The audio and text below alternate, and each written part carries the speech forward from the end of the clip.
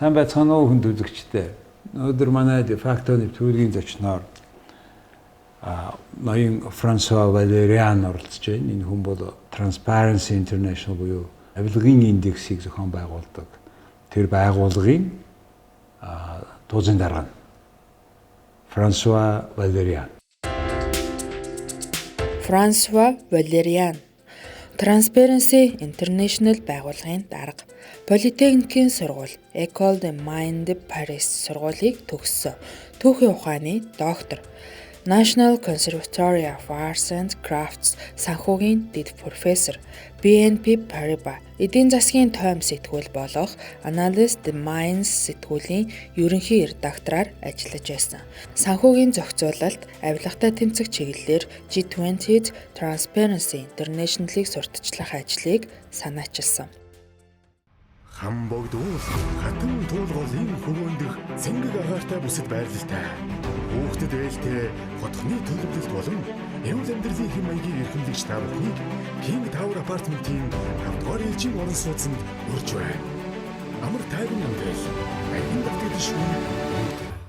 Good evening. Good evening. So what is the mission your mission into Mongolia today? Well, I'm very happy to be in Mongolia to visit and support our national chapter in Mongolia, Transpэрэнси International Mongolia, and also to meet with the partners of Transpэрэнsi International Mongolia, with public bodies, with journalists like yourself. It is very important for us to have media freedom in as many countries as possible. Let's start from the very top. Say we are expecting to have a bunch of laws edited or approved in order to change the situation with corruption, with corruption perception index. We keep staying very kind of in a law seat, back seat. We are today 33 by scores, and we are 121 out of 180 countries. And since 1999, 5 years, Mongolia keeps staying at the level of 33, while the other countries, number one countries, Denmark, staying at which level? 90, right? Right. So from 0 to 100 being a higher score, less corruption, right? And we are 33. We are the first 1/3, right? So why Mongolia keeps staying there from your perspective? Well, the question you are asking applies to most countries. Laws are good, enforced laws are better. And it is more difficult to adequately enforce laws than to simply adopt them. It is very good that Mongolia has adopted a number of anti-corruption laws, but what is really important is to have the regulation that will allow these laws to be really implemented. And then, once you have this regulation, it is important that the law is enforced and that there are sanctions against those that violate the law. And in our case, sanctions against the corrupt people who are abusing their power, and they are exercising their power to their own benefit instead of exercising this power to the benefit of the people. That's what we are about in Transpэрэнsi International.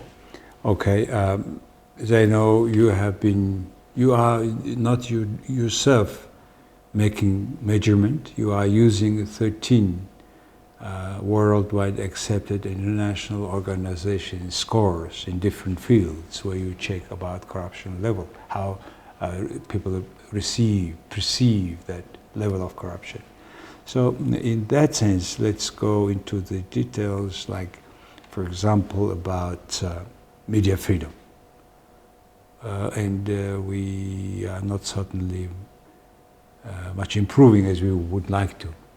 So why is that? What's happening? We have a law, we don't have enforcement. What is your take on that, media freedom in Mongolia? Well, I will not comment on the details of media freedom in Mongolia because we have a national chapter in Mongolia which would be able to comment more precisely. Now I'm going to tell you why media freedom matters to us.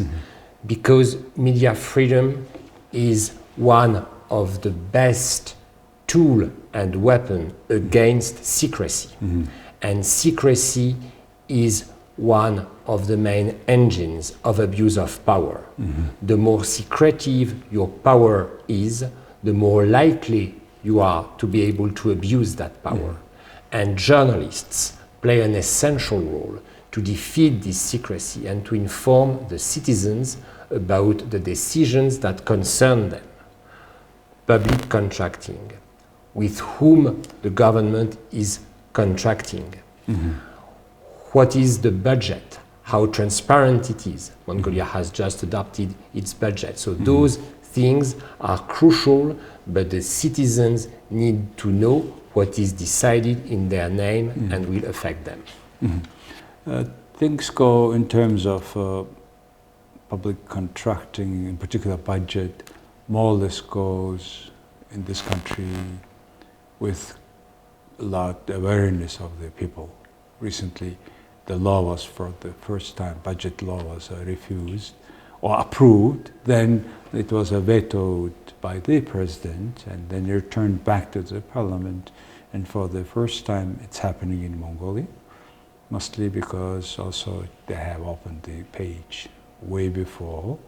And we have a law by November 20, the budget to be approved, which this year has changed it. They have approved before that, but now again they rediscussed it recently in December already. I mean, what is the situation with enforcement of media-related laws in Mongolia? That's the major concern for us. And you have been meeting our speaker, right? Well, the chief of staff of the speaker, his main advisor. Okay.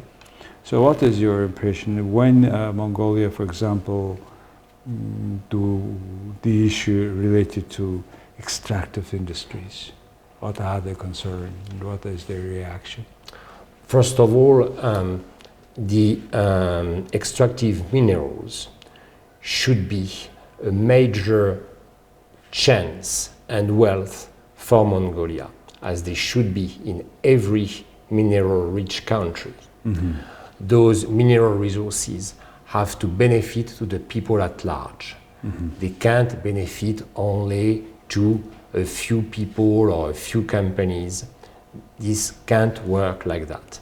And it is the whole challenge of having a law on extractive industries transparency, as in every resource-rich country, and we are very happy to see that Mongolia considers a draft law on this topic.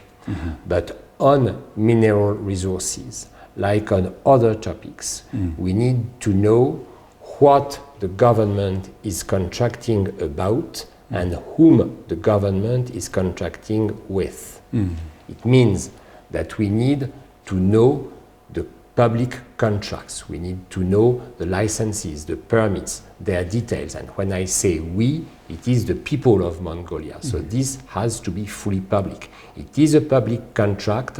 Public contracts have to be published. That's one thing.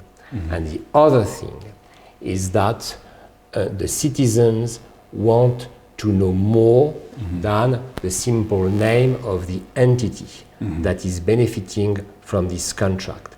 The citizens in every country want to know who's behind this legal entity. And one of the tools that are being used by corrupt individuals is to hide behind legal entities, so that the citizens need to have the information on who's behind the legal entities, the companies that are contracting with the government on mineral resources. What is that state in Mongolia? We are still awaiting a law on extractive industries transparency. We need to make progress on that front. This law has to provide for public contracts to be published, beneficial owners to be known to the public. That's the issue. We have been discussing about this draft in the law a long time ago.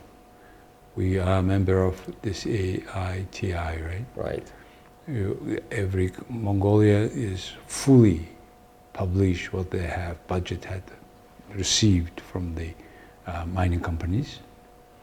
And mining companies, some of them are reporting, so they should be matching, which is not the case. And so how far our the government is committed to implement, to at least to discuss this law? Have they drafted already or not? Well, there are some drafts, but the sentiment of our national chapter in Mongolia is that all that takes time, and as you said, too much time. And what we've observed over the first 30 years of our collective existence as Tранспэрэнси Интернэшнл, because we were founded 31 years ago, is that generally speaking, governments are very good in committing, promising, enacting laws. But now, more than ever, we demand action, we demand implementation, and we demand true transparency. And you were mentioning the extractive industries transparency initiative. That's a very interesting example. We are very glad that Mongolia participates in this initiative. But the purpose of this initiative is simply to reconcile the amount of money that is given by the companies to the government and the amount of money that the government is receiving from the companies. And in most countries, it takes years to reconcile those two amounts, which says a lot on the need, on the global need for transparency. And why does this matter to the citizens? Because that money is the value that the citizens should benefit from in terms of the mineral resources that are beneath their feet. And they need to know the amount so that they can ask for adequate use of this amount for public services, for public infrastructure, for access to health and education. And that's why Mongolia, being very much dependent on extractive industry, 95% of our export is almost consisting of extractive commodities. Still, all this law is not there, different drafts, but no enforcement.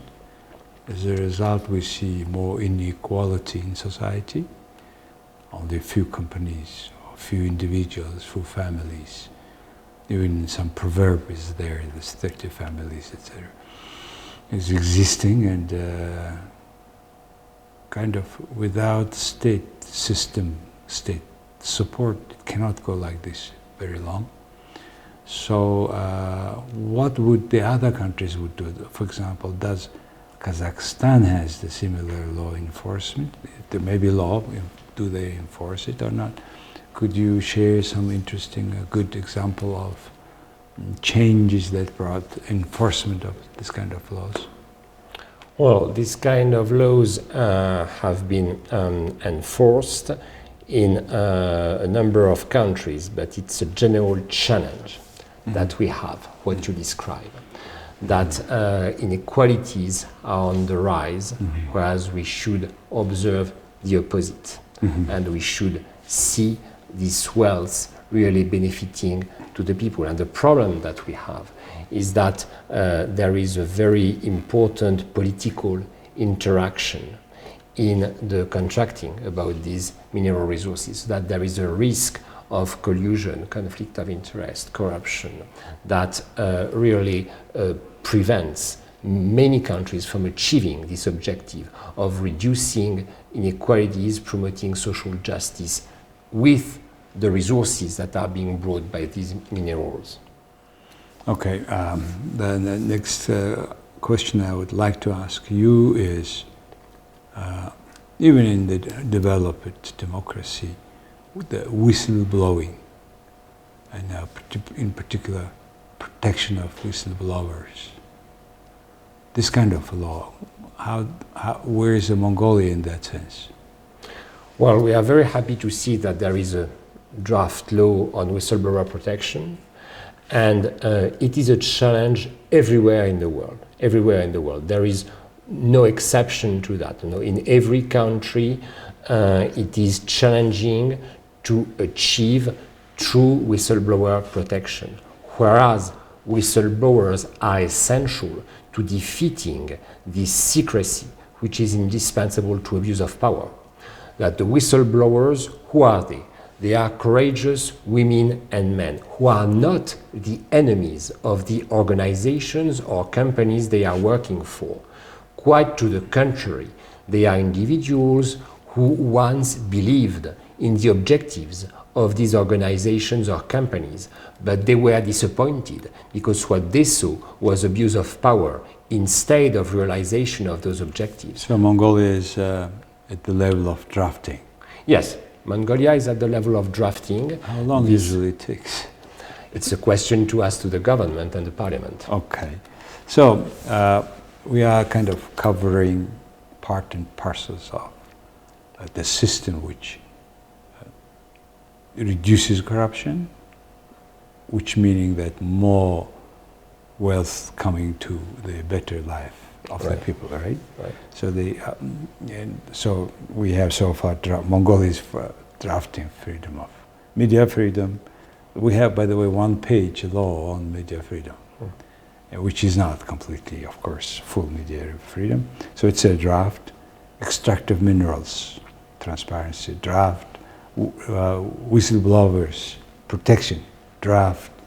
And now, how about the political parties' law and its implementation in Mongolia? So here we don't have drafts, as you know, so there were laws that were adopted on political parties, parliamentary elections, so that's good. But then those laws need to enter into force and to be adequately implemented by the regulation. And those aspects are very important because they touch political financing.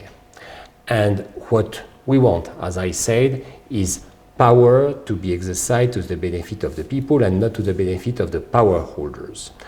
Unfortunately, in most countries in the world, there are political leaders who consider their power as a juicy position from which to extract personal benefit.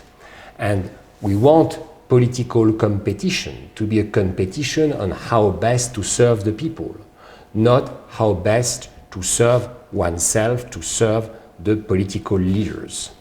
So that's very important, and that's why we want to have adequate enforcement of these laws on political financing, transparency of political financing, because political power should not be for sale.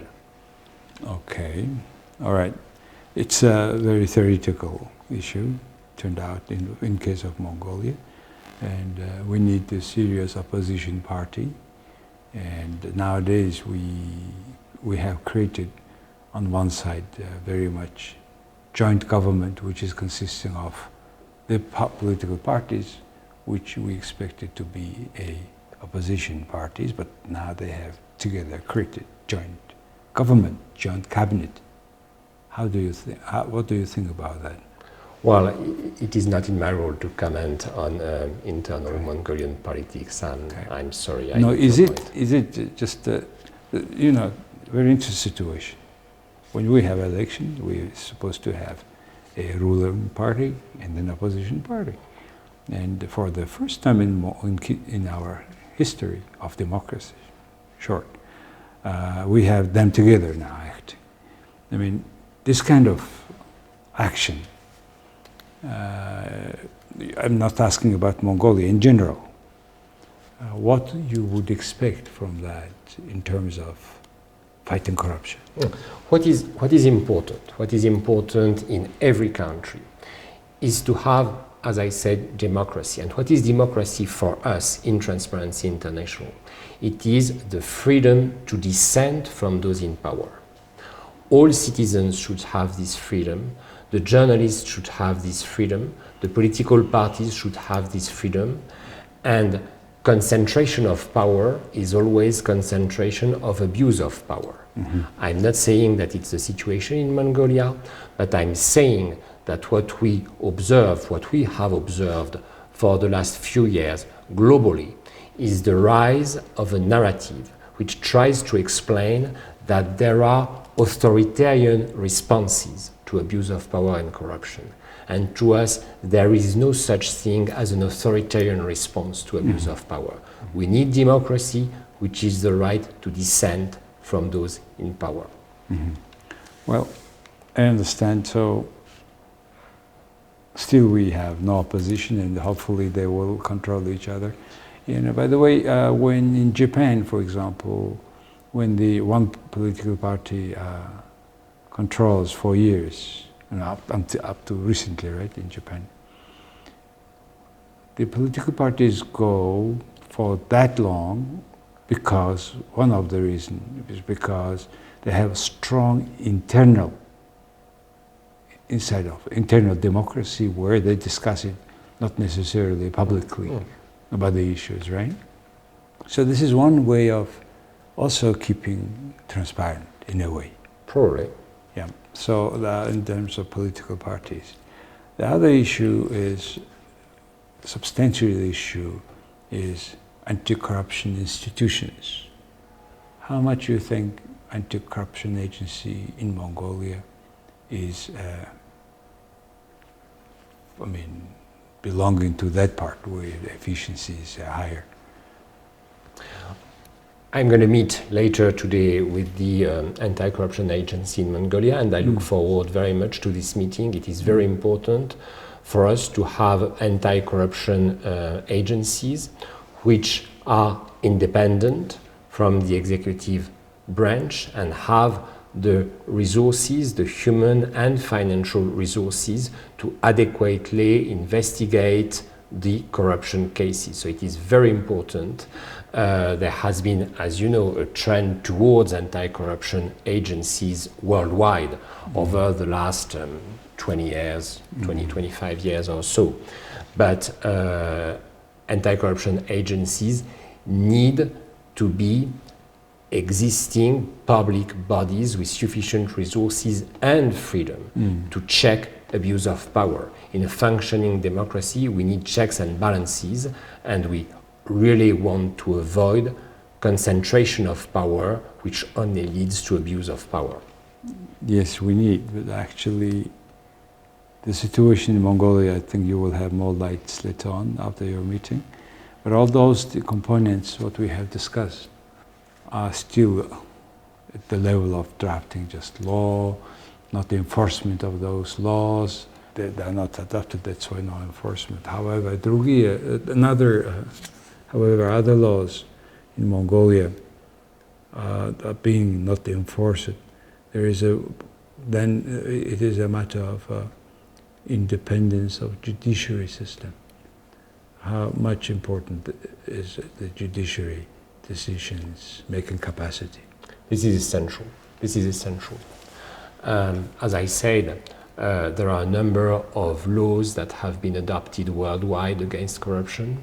There are a number of anti-corruption institutions that have been created, like the anti-corruption agencies.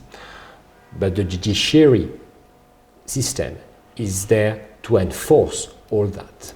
And if the judiciary system is not independent from the executive branch, if the judiciary system doesn't have the human and financial resources to adequately investigate and prosecute abuse of power, all that is not working. And it is probably our main global challenge at the global level. In too many countries, what we see is that the judiciary system first doesn't have enough resources, and that's the case in almost all countries. And second, may be captured by either the state or private interests, if not criminal interests, used as a weapon against civil society organizations or journalists, so that this branch of power, the judiciary power, is absolutely essential to defeat abuse of power. And yet it is a challenge, not only a developing country like Mongolia, it is also a challenge for already developed democracy. Everywhere. Mm. So all these factors combined together, what is the best way for public to, I mean, the political parties are not, the government are not doing, political parties are not doing, then what is the role of public, how to get the public mobilized against the enforcement of these laws? What are the best examples? Civil society is essential. Mm-hmm. And civil society, it is all the people who do not exercise political or economic power, which means the immense majority of the population. Mm-hmm.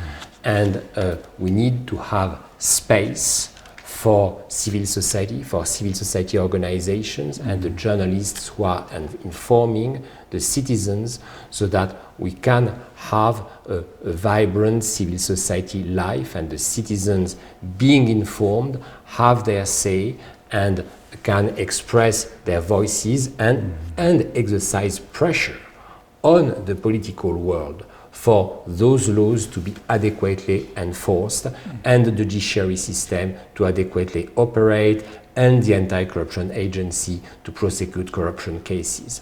There has to be this leverage of civil society on the political leaders, but that weight of civil society, you only observe it in real democracies. You don't observe it in authoritarian regimes. Well, I'm sure you observe it in Mongolia, and I know, yes, with Transpэрэнsi International, yeah, Mongolia, that civil society organizations play a role here. Well, thanks to the indexes and to Transpэрэнsi International Mongolia, we somehow keep measuring where we situation. It cannot be exactly punctual measurement, but it's a close way. We need to have a certain focus. In that sense,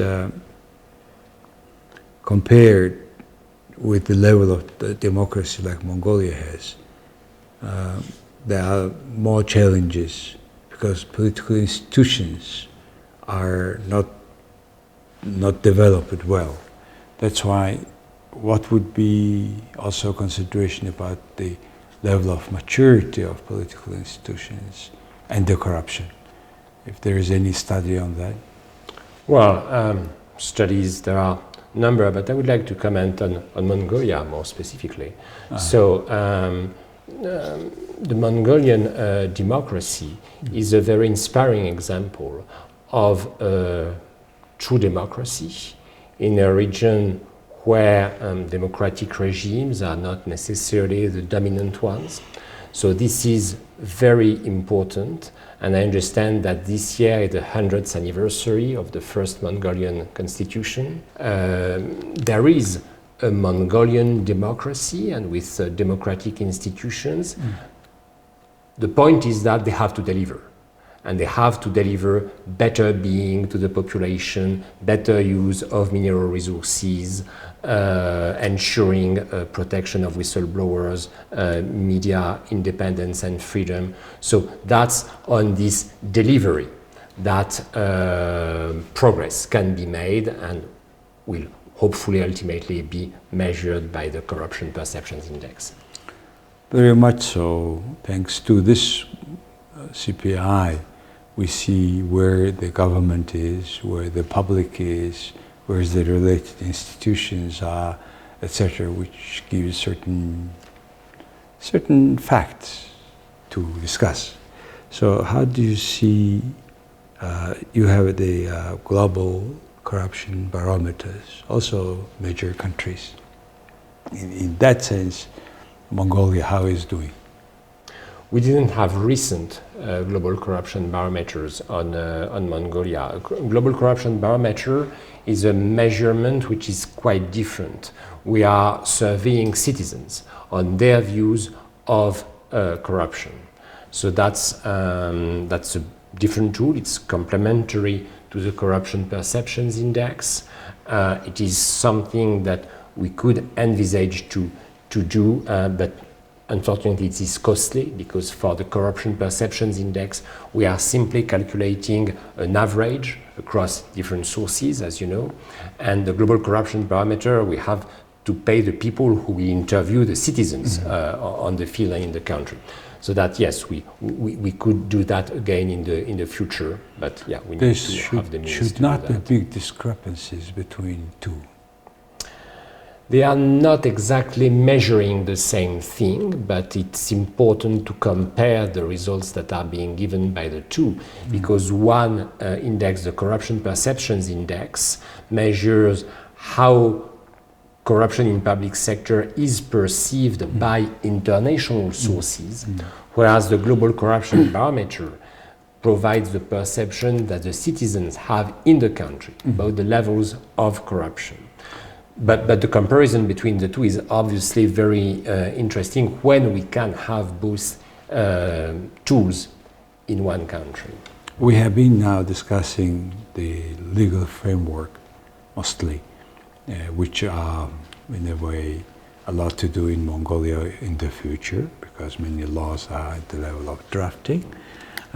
However, technical changes, what's happening with IT, revolution, etc., there is certain tools called some e-government, for example, which separates people to people, face to face relations. Now, people face to computer.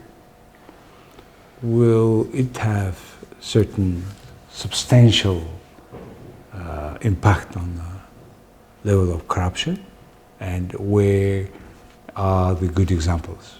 Progress in e-government is interesting because, first of all, let's address it in a positive manner. It can increase the level of interaction and mutual information between public and government through platforms where public contracting is being published, where decisions are being published proactively, like websites of the various ministries. So it's something on which, for example, we are working in Pakistan, proactive disclosure of information. But you also have this reduction of human interaction, which is obviously a reduction of the corruption risks. I'm thinking of what Kenya has been doing in Africa on e-government and this reduction in the interaction. So that digital tools, generally speaking, are tools in the fight against corruption. I'm thinking of other tools like apps that could allow citizens to report on corrupt deeds, on wrongdoings, which may be safer for them than going to the police station. So there are a number of tools, and moving up to artificial intelligence, which allows us in certain countries to detect corruption patterns and act upon them and against them. That's one of the aim of Mongolian Digital Economic Development Ministry, where they have encouraging and being responsible for certain public service sites, which is useful now. We can use it through phone application, and hopefully it is, now there is certain studies going on that, but hopefully it is also helpful, along with other institutions we have been talking, good for combating corruption. Well, so what would you tell the Mongolian public in order to fight better, for better result, to fight corruption? Ask your political leaders to enforce the law. A very good point. Ask your political leaders to enforce the law. Well, that's what the people are doing it individually or with a small group. I think at certain level, people to go and demand altogether. Then I think it will be more enforcement than the laws. Well, thank you very much, François. Thank you very much for the invitation. Thank you. Thank you. За, үзэгчдээ өнөөдөр манай de facto нэвтрүүлгийн зочноор Транспэрэнси Интернэшнл олон улсын байгууллагын дарга нь, туузынхын дарга нь Франсуа, Валериан орцлоо. Сэлгэр уужим орон зай. Хараа баясгах үзэмжид харууц. Цэвэр агаар тав тухтай орчин. Тансаг давтагдшгүй өнгө төрх. Таныг илэрхийлэх төгс хийцлэлтэй King Tower. Тавдугаар элчийн орон сууцны загварын байранда та бүхнийг урьж байна. King Tower Apartment.